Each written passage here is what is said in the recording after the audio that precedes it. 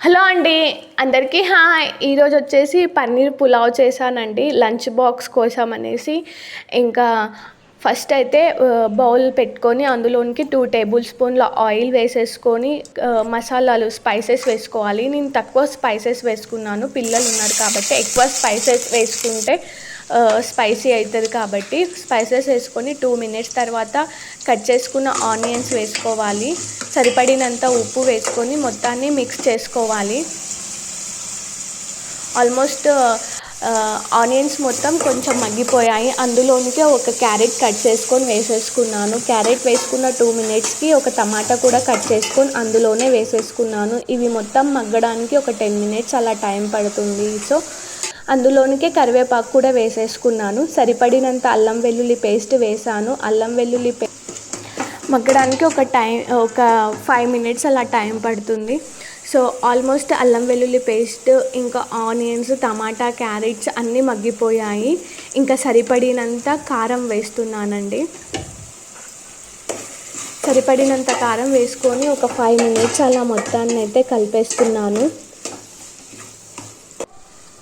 So అందులోనే సరిపడినంత పసుపు వేసుకొని మొత్తాన్ని అయితే నీట్గా కలిపేసుకుంటున్నాను. సో ఇంకా లాస్ట్కు ధనియా పౌడర్ వేస్తున్నాను. ఇంకా సరిపడినంత గరం మసాలా కూడా వేసేసి మొత్తాన్ని అయితే నీట్గా కలుపుతున్నాను. స్పైసెస్ మొత్తం ఆల్మోస్ట్ మొత్తం వేసేసాము. ఇంకా కొంచెం టేస్ట్ చెక్ చేసుకోండి, సాల్ట్ పడుతుందా లేదా అనేసి. సో ఆల్మోస్ట్ నేను చెక్ చేసేసుకున్నాను.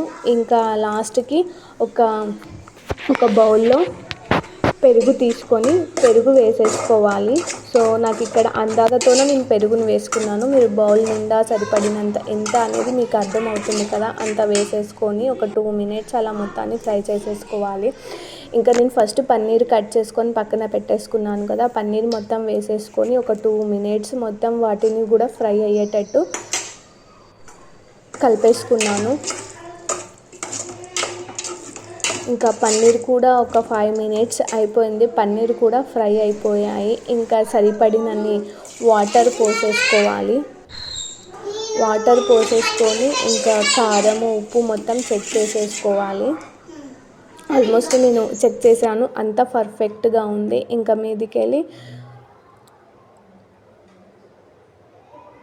పుదీనా వేసి మొత్తాన్ని మిక్స్ చేసేస్తున్నాను. ఇంకా ఆల్మోస్ట్ మొత్తం పొంగు వచ్చేసిందండి.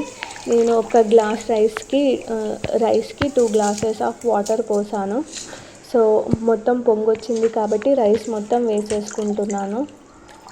రైస్ వేసేసుకొని ఒక 10 మినిట్స్ అలా హై ఫ్లేమ్లో పెట్టేసి తర్వాత లో ఫ్లేమ్లో దమ్ పెట్టేస్తే ఇంకా సింపుల్గా నా స్టైల్ పన్నీర్ పులావ్ అయితే రెడీ అయిపోతుంది. టేస్ట్ అయితే చాలా బాగా కుదిరింది. మీరు కూడా ట్రై చేయండి. సో ఇంకా నేను హై ఫ్లేమ్లో పెట్టేశాను. ఆల్మోస్ట్ మొత్తం ఒక హాఫ్ మొత్తం ఉడికిపోయింది. ఇంకొక 15 మినిట్స్ అయితే రైస్ మొత్తం దమ్ అవుతుంది.